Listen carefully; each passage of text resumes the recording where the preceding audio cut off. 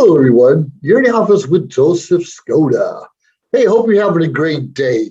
This morning, well, it's a Saturday here where I am at the moment. And this is pre-recorded. Sometimes I do live, sometimes I do pre-recording. But today I was listening to the world champion of public speaking, Aaron Beverly. And I was there. I don't remember if it was Chicago or Denver. I watched them win the championship. And quite frankly, I think he was 30, maybe 31 years old at that time. And I thought he was much older, at least 40. I mean, what does a 20 or 30-year-old anyone know about anything? Well, he talked about, and we're talking about Toastmasters. He talked about how many times he competed 3, 4, 5 different times before he actually made it, where he would win, area and division and district, or even the regional or semifinals. And the next year, he'd fall way short, wouldn't even make it to the finals. And the next year, he'd make it to the semifinals. The year after, he'd be back at the area level, coming in second place. And it was really exciting because he talked about how he never wanted to speak. He was afraid to. I think his mom made him do some kind of presentation in front of some coworkers or something. I don't remember the whole story, but it's a good story. And please look him up. Aaron Beverly, he's a great guy. I think he was living in Pennsylvania, something like that. Every one of us has a story. And he talked a little bit about, sure, when you give a good speech and maybe you win a couple contests or get a lot of accolades or great feedback, sometimes our head gets big. And when our head gets big, and mine's been known to be a little bigger than it should be from time to time, we often don't see potential failures. We just see the bigger picture. I'm going to win the world champion of public speaking. I'm going to win the contest at district director level. I'm going to be the next area director, the best there's ever been. And not just Toastmasters, in our everyday life and other competitions that we may have or challenging us. It's funny. I love America's Ninja Warrior. Ever see that? And every now and then you'll get a walk-in. A walk on the set might have to drive 4 or 5 hours to get there. Might have to wait 4 or 5 hours in line to get an opportunity to compete. And more often than not, they're ready. They're eager. They went outside of their comfort zone and probably had to take a few days off from work to compete. There's no way they were going to fail. Of course, we know failure happens. Setbacks happen. But getting back to this public speaking, and quite frankly, if you're afraid of speaking, join a Toastmasters club and learn and get comfortable with being out in public. Get comfortable in being in a circle of maybe 10 people. Get comfortable in being put on the spot and being able to talk and share and sound intellectual while doing so. None of us are perfect. It's practice, practice, practice. Anyways, getting back to Aaron. He mentioned some real important things. I want to touch bases because a lot of us are looking for the right mentor. And we should be looking for the right mentor. And he talked about what's a quality mentor. Because we can pick anyone. Could be someone, obviously, we look up to for different reasons. Could be a parent, a different relative or neighbor or teacher. We're just asking them to mentor us. But if we want a quality mentor for us, write these things down. First of all, they should be someone who has been where you're trying to get to. That's important. We love our parents, but if they haven't achieved world champion of public speaking or whatever it is, maybe they can guide us in other ways, but they're not going to be able to mentor or coach us to where we want to be. This is real important. Write that one down. And every mentor should know the fundamentals. They might have won by circumstance or happenstance, they call it, whatever they were trying to do. And maybe they don't got the basics down. You and I and everyone should be shooting for the basics. Even when playing a guitar or other instrument, doesn't mean you're going to follow the keys and read notes, but we should know the fundamentals, how things work. And whoever we choose as a mentor should kind of relate to our style. Now, we're gonna have a mentor, they're gonna give us advice and recommendations, they're gonna tear apart our speech and critique us to help us grow and become a little bit better. And that's fine. But as we're taking their input into consideration for our speeches or whatever we're trying to compete at, there comes a time where it's not really your project or your speech anymore. It's kind of theirs. It's kind of theirs. So make sure it relates to your personality and your character. So real important, make sure it relates to your own style. And here's a really good one. A good mentor's not going to say, well, this is the only way to get to the top. There is no other way. You have to follow step by step, and that's how you're going to achieve your goals. Unless you're talking about getting to heaven, that's through Jesus Christ. Just another period, end of discussion. But the rest of us, to achieve our goals and greatness, sometimes there could be 2 or 3 different paths to get there. There could be different ideals and different situations. And someone who won a world champion public speaking 10, 20 years ago may not be the person we want today, because the ideals, the criteria might have been a little bit different back then than it is today. Now, something else that Aaron brought up, and this is really what I want to talk to you a little bit about, it's called our circle of counsel. Our circle of counsel. And he brought this up really well. And it kind of hit home with me, because I know I'm a good speaker, and I know most days I'm a good presenter. But I often run around with a gavel or a funny hat or a funny tie. It's kind of my MO. It makes me feel good, and people recognize me from the different things I wear and some of the characters I portray. But do I always come across genuine? Am I always given the right story? Am I believable? So we have to have that circle of counsel, circle of trust, people that know us best. And Aaron brought, he says some of his circle of trust is his mom and sister, because his mom and sister know him best. They know if he's getting up there and being genuine when he's speaking, or if he's giving a bunch of BS. And he may not even know it. We don't always know if we're coming across genuine or not. We may feel that way inside, but we need that feedback from someone that knows us best. And of course, you want your coach or mentor part of that, because they're looking at where you're trying to be. They're looking at some of the goals you set for yourself outside of it. So yeah, we need to know we're genuine. We also need to make sure we're following the fundamentals, and we need to make sure that we're able and that we're open to receive feedback. If someone's saying, well, you spent a little bit too much time in this corner looking over here, but maybe you should have been looking over this way also. Should you? Did you spend too much time in that area or not? Was there a purpose? Was there a reason? Now, there's someone else who won world champion public speaker a few years ago. It was really exciting. And I'm not going to mention his name right now, but he probably spent the first 30 seconds of his speech on his belly, laid down, looking up at an audience of hundreds, if not thousands of people. And he practiced that, and it's probably the longest he ever stayed down. I think he brought it a point. Usually 10 seconds and back up again. And some people critiqued him later, like, wow, you were down there too long.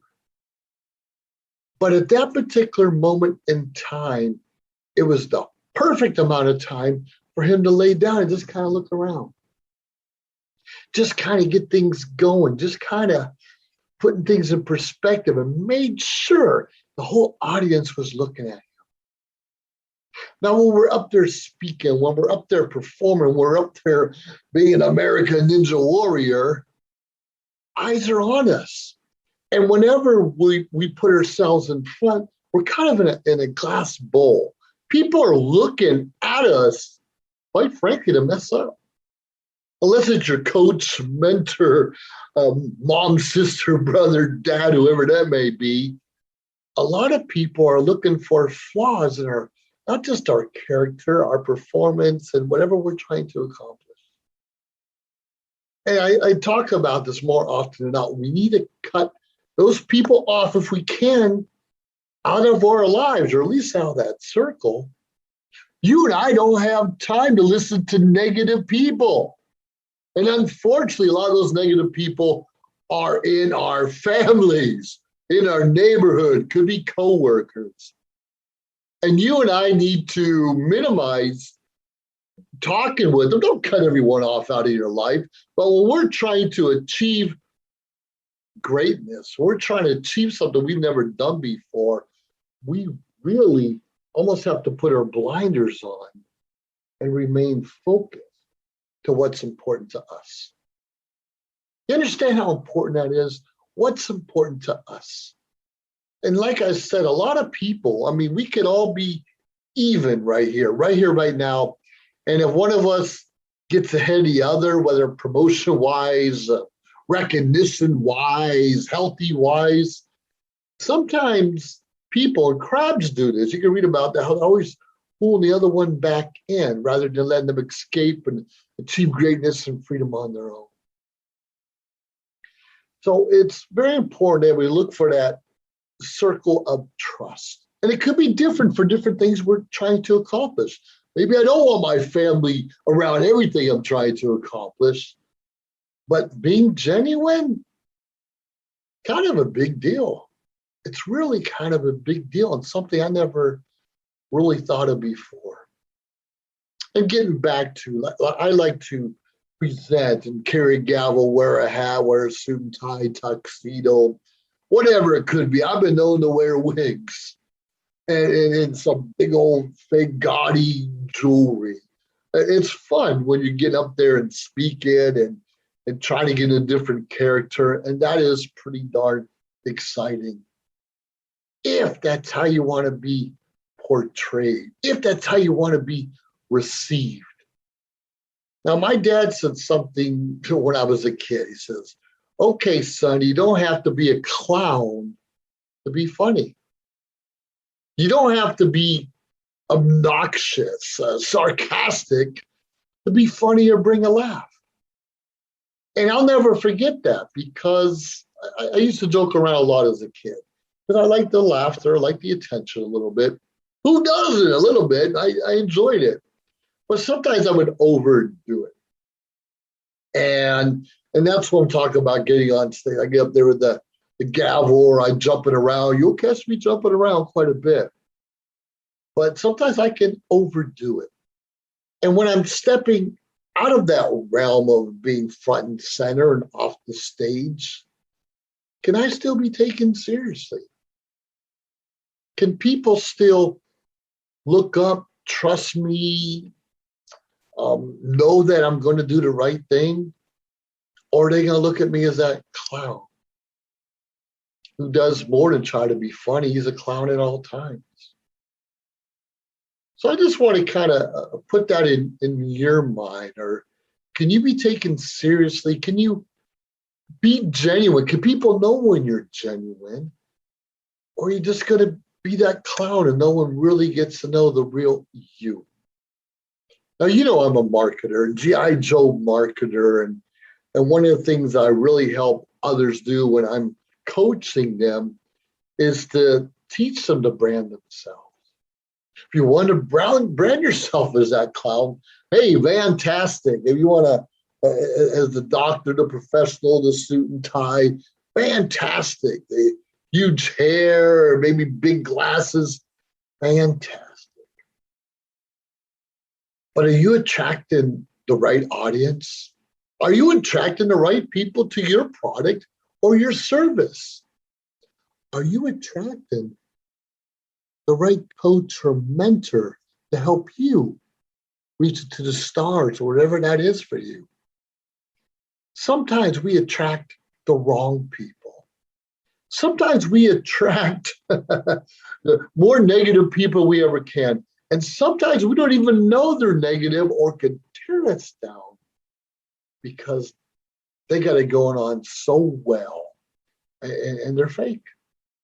They're not genuine. They can come across as the person we want to know the best, but they're not always the best for us.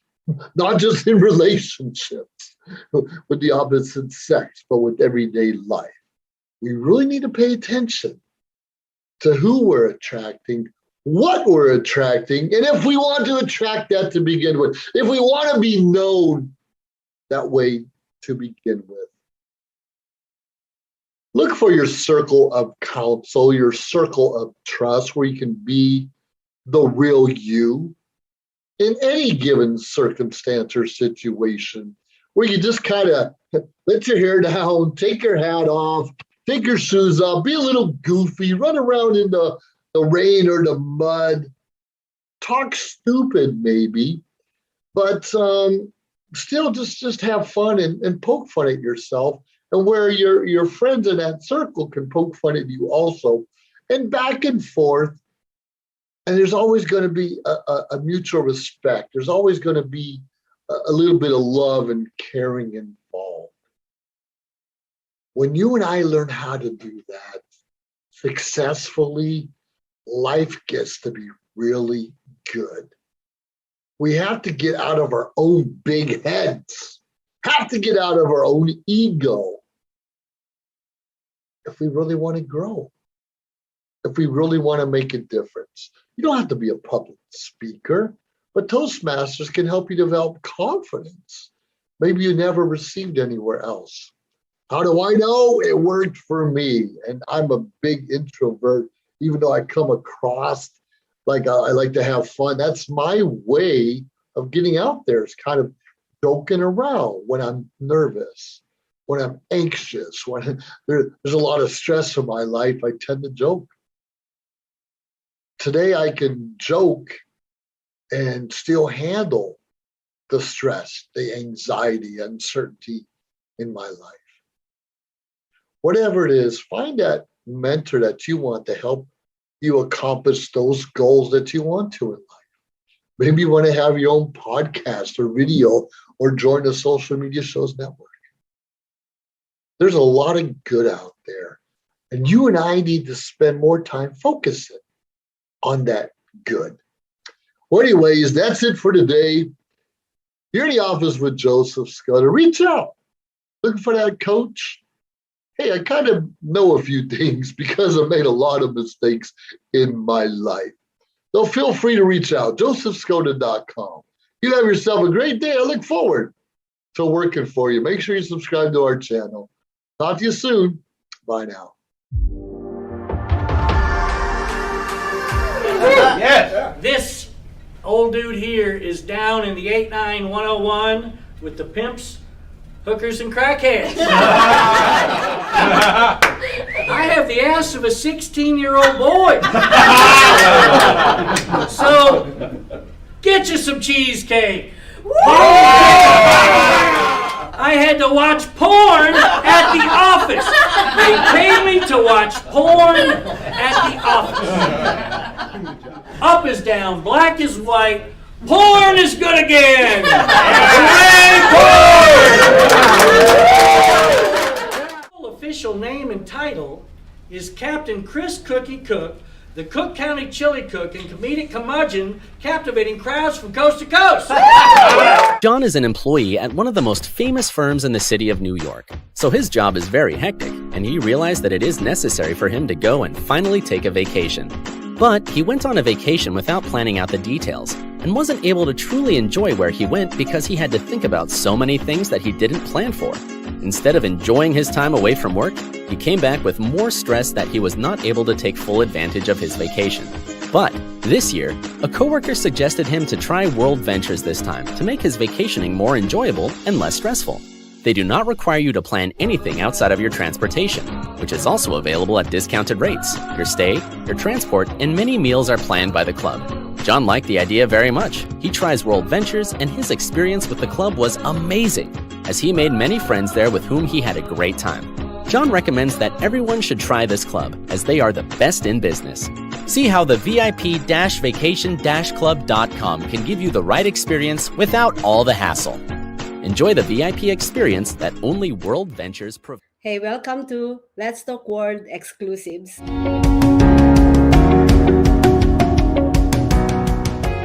My name is Maria.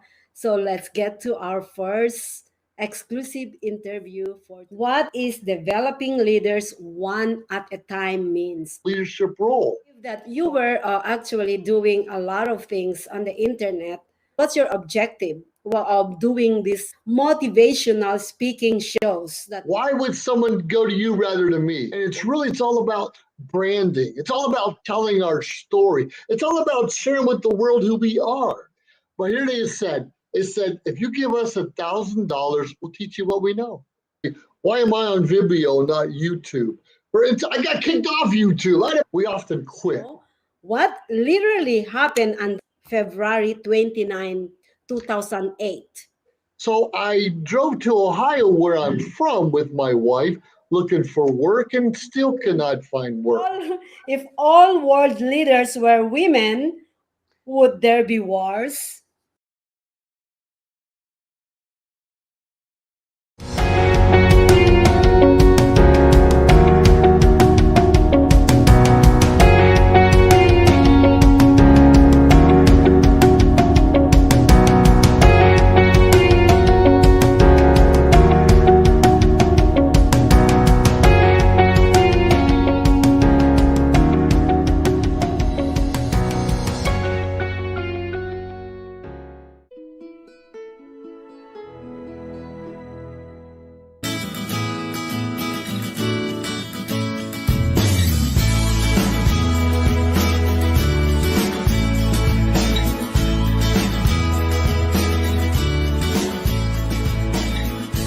Hello world, you're in the office with Joseph Skoda. You see me, I'm wearing white today. I don't wear white very often because quite frankly, I make a mess, especially when I'm eating. I don't wear white, but today I had a service backing over it. I was doing a funeral for a veteran, an Army veteran who was 94 years old. Now, I'm part of the American Legion and Disabled American Veterans and Veterans of Foreign Wars. And through all that experience, even being commander and working my way up into leadership in some of them, I was able to develop my own nonprofit called GI Connections. GI Connections. And it's basically connecting veterans with resources. Now, I file disability claims for veterans, for instance.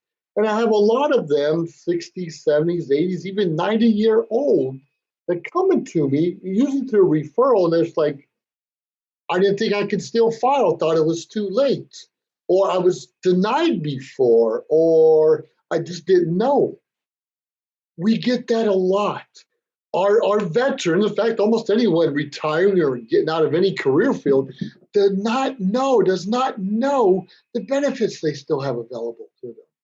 So first of all, before I even get started, if you're a veteran, and regardless if you filed for disability before or this is the first time, find a veteran service officer in your county, in your town you live in.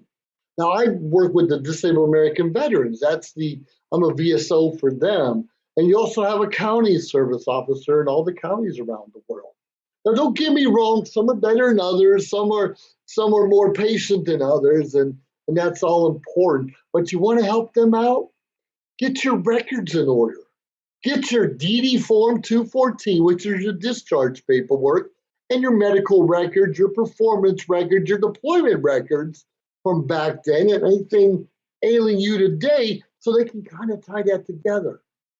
Just to show up at a VSO or a county service officer and say, please help me, you're slowing down the process. And we get those a lot, like, please help me, please help me, please help me. And we will help you, but if you have all your paperwork in order, it's just that easier. It just makes it a little bit easier. Now, something I like to do, and I like to show off this hat. You see this hat, this cap, cover, what you want to call it? Third EMS. Third EMS, it equals Equipment Maintenance Squadron. This was the first hat given to me at my first duty station when I was stationed at Clark Air Base, Philippines. Clark Air Base, Philippines, 1985 to 1989. Hey, that was my first 4 years. I got there when I was still 18 years old. Yes, I was corrupted. Yes, I was corrupted. Learned a lot about life early on, probably too soon. But I am so proud of this hat. Where I was an aircraft mechanic on F-4s and F-5 fighter aircraft. And later on, I got my airframe and power plant degree, my A&P license, which the FAA certified me to work on planes. That was pretty exciting. Then I got my bachelor's in aviation, another step above, right? So I know everything about airplanes and aviation. I get tired of getting dirty. I get tired of my uniform being ripped. I get tired of smelling like hydraulic fluid and petroleum and oil. I get tired of it. I get tired of getting my hands cut up and these crevices up in the wings and some of the other things we had to do, and working with the mirror and making sure you don't drop any screws or bolts. I get tired of it. So in the career, I was able to cross-train into command and control, aerospace command and control. And basically, we were looking at the airplanes flying in the sky and trying to find out if they're friend or foe. Now, if you got all these aircraft coming from Europe toward the United States, we kind of need to identify them. Are they friend or are they foe? And you know, aircraft have transponders. They send out different signals. And if you file a flight plan, we're supposed to be able to correlate that flight plan with the flight. But sometimes there's turbulence in the air.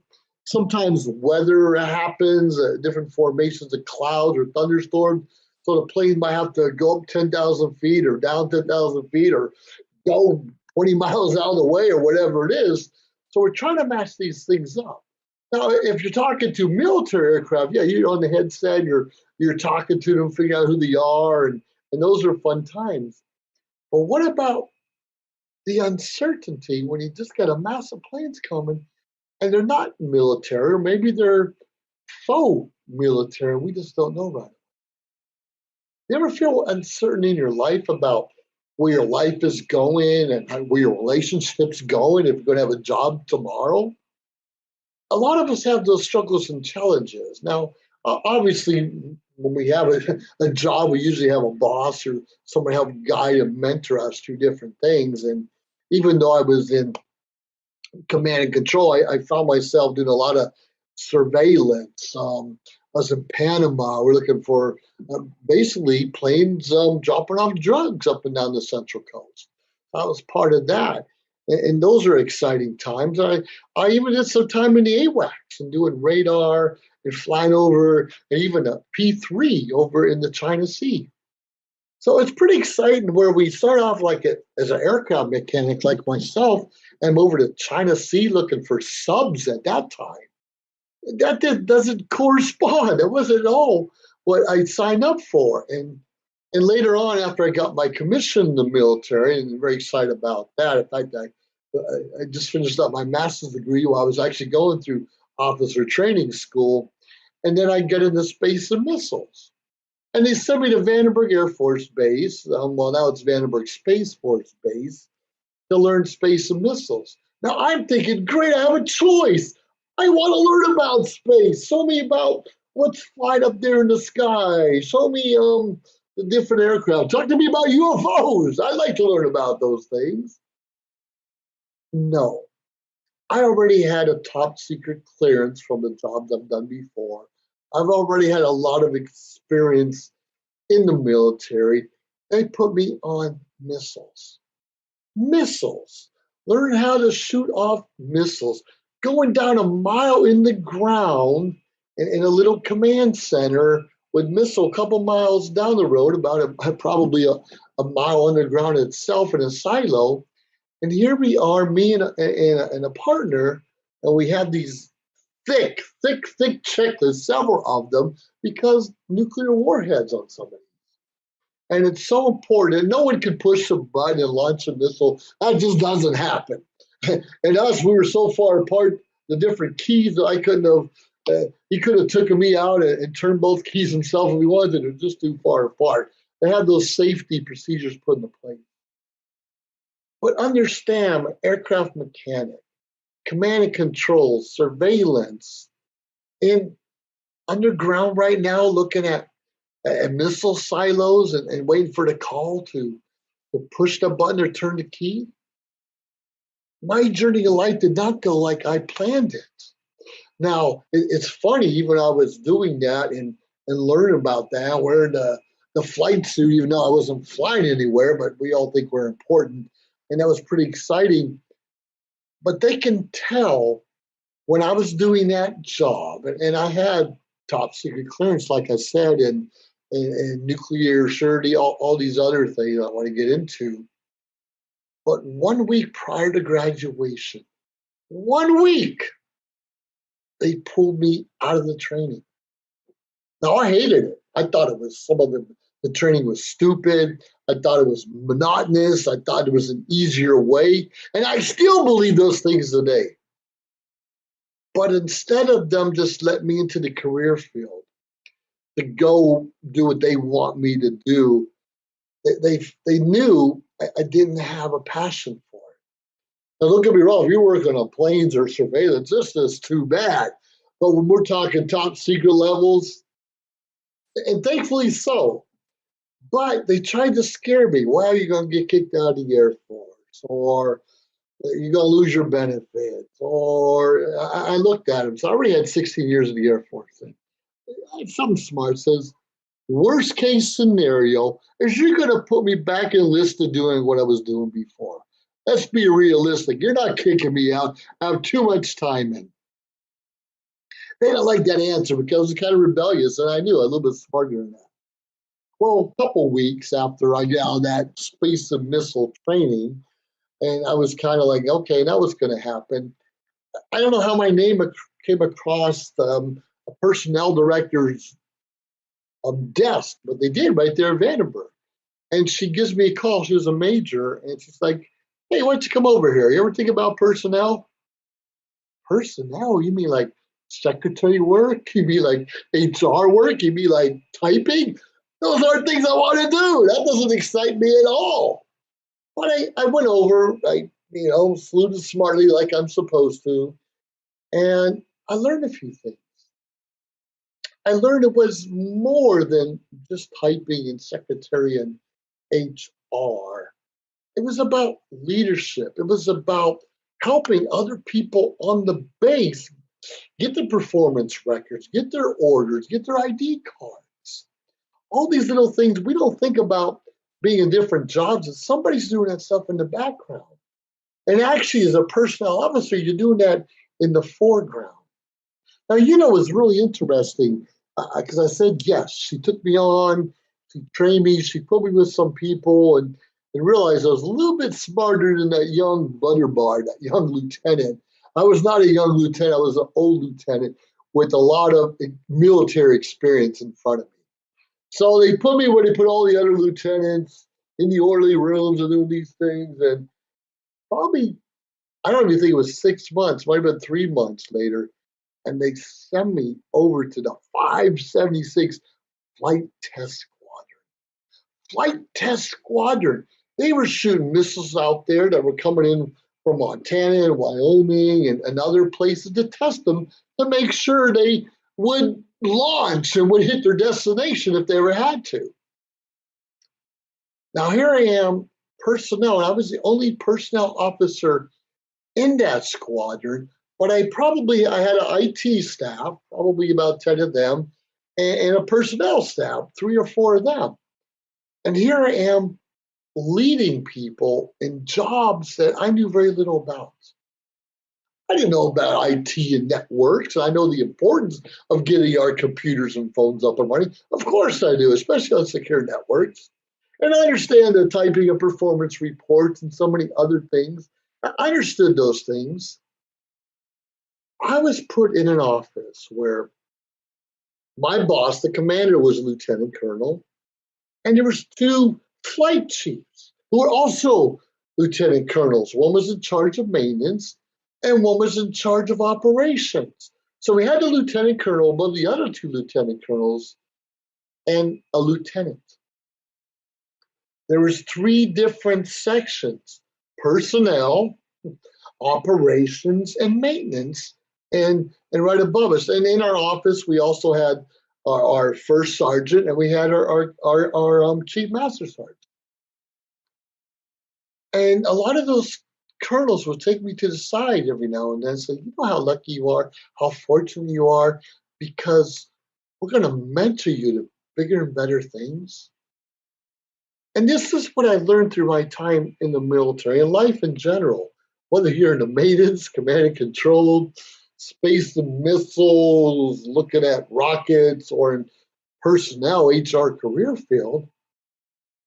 That's just part of our journey. That's not necessarily where we're going to stop. That's just our learning, our practice, our OJT for bigger and better things in life.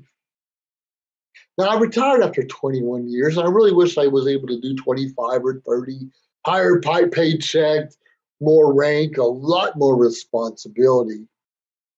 But I learned some important skills. I didn't stop at the 576. I'm being a project manager for the 30th Mission Support Group, and I am doing some time in military equal opportunity, and I'm doing a lot of other things also. I probably had 10 jobs, and not counting the additional duties I had to do, getting the snacks for the snack bar or equipment monitor, and you're checking the computers and typewriters all over the place, and so many other things I've done. But in that short 21 year career, where I had 10 or 12 different jobs, that adds to our resume, adds to our experience, adds to our know-how. And when you and I stop kicking and screaming, I don't want to go there, I don't want to learn that, I don't want to be here, and just kind of take in and take notes and try to remember a few things, you never know what's going to make a big difference in your life. You're never going to learn where those skills are going to come into play later on. Now, I showed you my first hat when I was in the Philippines. All of a sudden, I can't find it. 30 EMS, 30 Equipment Maintenance Squadron. So proud of that. I have 10 hats. Probably 12 hats, 13 hats, whatever it is. My last base, I was in 4 different squadrons alone. And that does happen. But even though you move your way up the ranks, you think you know it all, every now and then you can have a humbling experience. I did. Despite the relationship failures I've had in my life, I found myself in a homeless shelter. I found myself living in my truck. I found myself renting rooms. I found myself in the PhD. I found myself founder of GI Connections. I found myself a co-founder of Social Media Shows Network.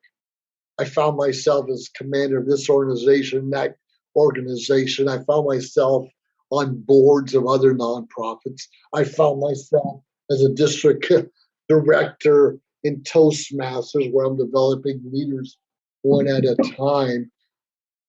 I found myself. And more importantly, I found my confidence. And I have a website, please, josephskoda.com. JOSEPHSKODA.com. Please look at it. Or if you want to reach out to me on Facebook, please subscribe to my channel. And if you want my email, gijoeskoda@gmail.com to learn a little bit more about my nonprofit, because I'm helping veterans transition from military to civilian life. Some people, it's easy. You're working one day at a job, and the next day you're working the same job as a civilian. Most of us don't get that. A lot of us are doing something different we ever did before, or in my case, took years to find a job. We all have a different story. We all have a different journey. And a lot of us are too stubborn to file for benefits. A lot of us are too stubborn to learn a new career field. A lot of us are too stubborn to find out who we really are and what makes us tick and stop. Now, let's be realistic. You and I don't know everything. We may not want to tell our kids that because they look up to us, and they should look up to us. But you and I need to continuously learn. Join a Toastmasters club. It will help you with your communication leadership skills. Join the color guard or honor guard. Even if you're a civilian, we can always find room for you somewhere because we need each other. We need our military families. We need you guys to help us. We really do. There's so many other things out there, but throughout the years after my degree is when I really started developing the self-confidence. And really, I give all the acknowledgement to doing shows and videos like this, lots of practice, and of course, Toastmasters International. Now, I did a big event last week, a Red Carpet Hall of Fame in Morro Bay, California, recognizing other Toastmasters who've achieved some special accomplishments of their own. And I found out when I'm able to serve others and recognize others and showcase their achievements, well, first of all, they feel good about themselves. If they're feeling good about themselves, I'm feeling pretty good also. I didn't do anything for them, but you can mentor, you can guide, you can suggest, you can offer opportunities for people despite what you're doing in this world. The more opportunities that you can provide for others and the more you take advantage of, you're just going to be a better person overall. Our communities, our government, our counties, our households need good leadership. And good leadership takes good communication. And good communication starts with good listening.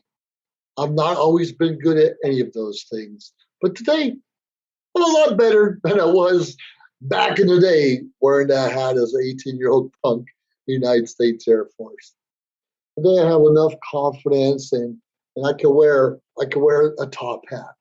In fact, I had a flashy golden tailcoat when I was doing my event and you seen the gavel because I've been able to develop certain confidence now where I can speak almost on any subject in any given time, any situation, 1 to 2 minutes, 5 to 7 minutes, 60 minutes now for a full presentation. It just takes practice. It takes getting out of our comfort zones, and more importantly, it takes belief in ourselves. If you're not believing yourselves, get a coach, get a mentor, join a club, file for benefits, go back to school, get another job, listen to a fifth grader. Whatever it takes. Our children, our loved ones deserve the best of us. And if we're working for someone, even if you don't like your job or your boss, your employer deserves the best out of you. They can hire someone else.